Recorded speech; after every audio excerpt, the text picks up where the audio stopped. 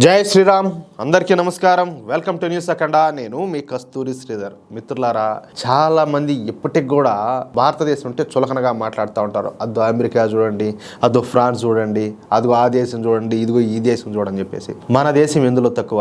అయితే దౌర్భాగ్యం కొద్దీ మన దేశాన్ని దశాబ్దాల పాటు పరిపాలించినటువంటి ఒక దిక్కుమాల పార్టీ సరిగ్గా పట్టించుకోక మనం ఇంకా ఈ మాత్రం ఉన్నాం. కానీ అదే గనుక మనకు స్వాతంత్రం వచ్చిన సమయంలో సర్దార్ వల్లభాయ్ పటేల్ గారు ప్రధానమంత్రి ఏంటంటే మన దేశం ఇంకొకరి దశలో అయితే ఉన్నాడు. ఈరోజు చైనా కాదు కదా, దాని అమ్మ మూడే కూర్చుండి ఈరోజు మన దేశం. అర్థమైందా? సరే, ఈ న్యూస్ చూడండి ఒకసారి. మన దేశం ఏ స్థాయిలో ఎదుగుతుందో చెప్పడానికి ఈ న్యూస్ ఒక ఉదాహరణ. మనకు స్వాతంత్రం వచ్చిన దగ్గర నుంచి మొన్నటి వరకు మనము గుండు సూది నుంచి యుద్ధ విమానం వరకు విదేశాల నుంచి దిగుమతులు చేసుకునే వాళ్ళం. అర్థమైందా?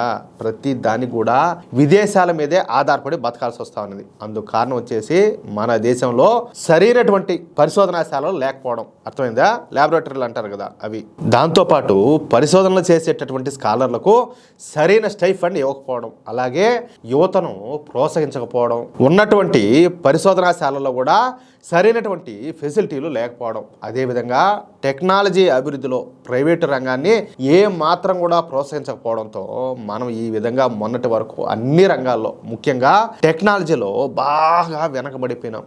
చెప్పుకుంటే సిగ్గుచేటు. కానీ 2014 ముందు వరకు మన ప్రభుత్వ రంగ సంస్థల్లో సీనియర్ అధికారులు ఉంటారు కదా, వాళ్ళు ఎంత మాత్రం ఆఫీసులకు వస్తూ ఉన్నారంటే క్వశ్చన్ మార్కే.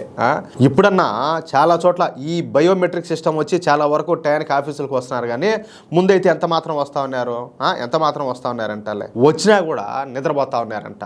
ఇదేదో నేను జోక్గా చెప్పడంలే, ఇది నేను చెప్పేది పచ్చి నిజం. మీకు కూడా తెలుసు కదా. ఈ జనరేషన్లో వాళ్ళకి తెలుసో తెలియదో నాకు తెలియదు, కానీ ఇప్పుడు 90s 80s వాళ్ళకి ఇది బాగా తెలుసు. సరే, మనం ఇప్పుడు గొప్పగా చెప్పుకుంటున్నటువంటి కొన్ని సంస్థలు 2014 ముందు అధ్వానంగా ఉంటా ఉన్నాయి. జూనియర్ ఇంజనీర్ల చేత పనులు చేస్తూ ఉన్నారు. ఏది? సీనియర్లు ఏమో వీళ్ళ పాటికి వీళ్ళు కబుర్లు దొబ్బుతా ఉండేది, పనుకొని నిద్రపోతా ఉండేది. వాళ్ళకి బుద్ధి పుట్టినప్పుడు వచ్చేది, వాళ్ళ కింద అసిస్టెంట్లు జూనియర్లు ఎవరైతే ఉంటారో వాళ్ళ చేత పనులు చేయించేది, టైంకి జీతాలు మాత్రం దొబ్బేది. ఆ విధంగా నడుస్తుంది. సరే, ఆ విషయం అంతా కూడా పక్కన పెడితే 2014లో మోడీ ప్రభుత్వం వచ్చిన తర్వాత 39,000 కోట్లతో 40 అధునాతనమైనటువంటి ల్యాబొరేటరీలను నిర్మించారు.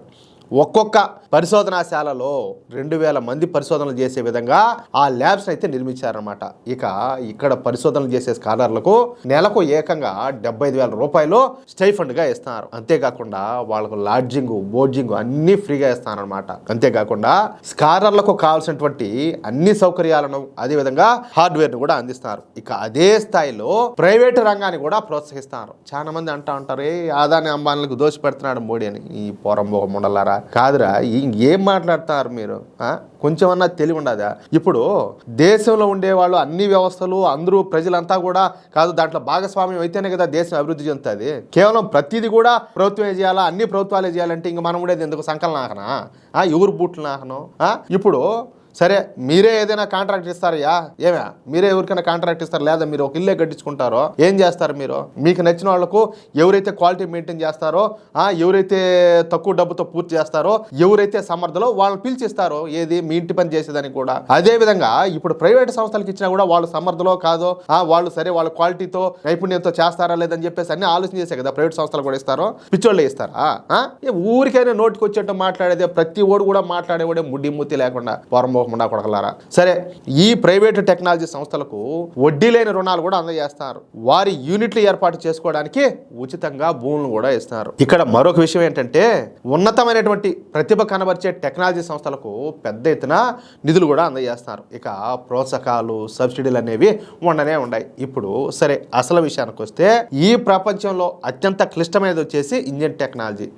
మన బైక్ ఇంజిన్ దగ్గర నుంచి యుద్ధ విమానాల ఇంజిన్ల వరకు ఉన్నటువంటి ఈ ఇంజిన్ల టెక్నాలజీ అనేది అత్యంత కష్టతరమైందనమాట. యుఏవీల విషయానికి వద్దాం. ఇవి మానవరహిత విమానాలు అనమాట. ఇవి ఎక్కువ దూరం ప్రయాణించాలన్నా, శత్రువులపైన ఖచ్చితత్వంతో దాడి చేయాలన్నా కూడా ఈ మానవరహిత విమానాలకు శక్తివంతమైనటువంటి ఇంజిన్ల అవసరం అయితే ఉండాలి. చెప్పుకుంటే సిగ్గుచేటు, కానీ ఇలాంటి ఇంజిన్లను ఇప్పటి వరకు భారత్లో ఎవరు కూడా తయారు చేయాల. కానీ మొట్టమొదటిసారిగా మన తెలుగు రాష్ట్రాల్లో ఉన్నటువంటి మన హైదరాబాద్కు చెందినటువంటి రఘువంశీ ఏరోస్పేస్ సంస్థ ఈ యుఏవి ఇంజన్లను తయారు చేసింది. ఈ ఇంజన్లు 40 kgf micro turbo jet engine సామర్థ్యాన్ని అయితే కలిగి ఉంటాయన్నమాట. దీని వలన ప్రొపల్షన్ టెక్నాలజీ విషయంలో మన దేశం కీలకమైన ముందడుగైతే వేసినట్టయింది. అధిక థ్రస్ట్ కలిగినటువంటి ఈ ఇంజన్ చాలా శక్తివంతమైంది. ఇకపోతే ఈ ఇంజన్ ఒక్క యుఏవిలో మాత్రమే ఉపయోగించకుండా వీటిల్ని క్రూయిజ్ మిసైల్స్ లో కూడా ఉపయోగించవచ్చు అనమాట. అంటే చూడండి, మనం ఇక్కడ జాక్ పాట్ కొట్టినాం అంటే ఇక మనం స్వదేశీయంగా పూర్తి స్థాయిలో ఈ క్రూయిజ్ మిసైల్ ను మన దేశంలోనే ఉత్పత్తి చేసుకోవచ్చు అనమాట. ఈ ఇంజన్ ను ఏదో ఆషామాషిగా తయారు చేయాల 1000 మంది ఇంజనీర్లు అదే విధంగా స్కాలర్లో కలిసి 3 సంవత్సరాల పాటు రాత్రి మగళ్ళు కష్టపడితే ఈ యుఏవి ఇంజిన్ తయారు చేయగలిగినారంట.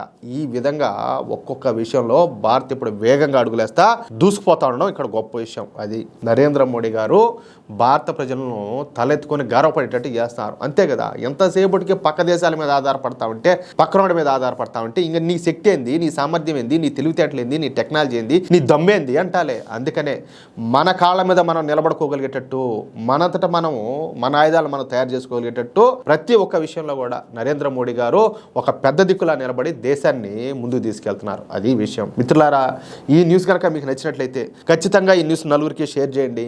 అదేవిధంగా ప్రతి ఒక్కరు కూడా మీ యొక్క అమూల్యమైనటువంటి అభిప్రాయాలను స్పష్టంగా కామెంట్ రూపంలో తెలియజేయండి. ఇంకో విషయం ఏంటంటే, ఇంతవరకు మీరు కనుక మన ఛానల్ను సబ్స్క్రైబ్ చేసుకున్నట్లయితే ప్రతి ఒక్కరు కూడా మన ఛానల్ను సబ్స్క్రైబ్ చేసుకోండి, సపోర్ట్ చేయండి ప్లీజ్.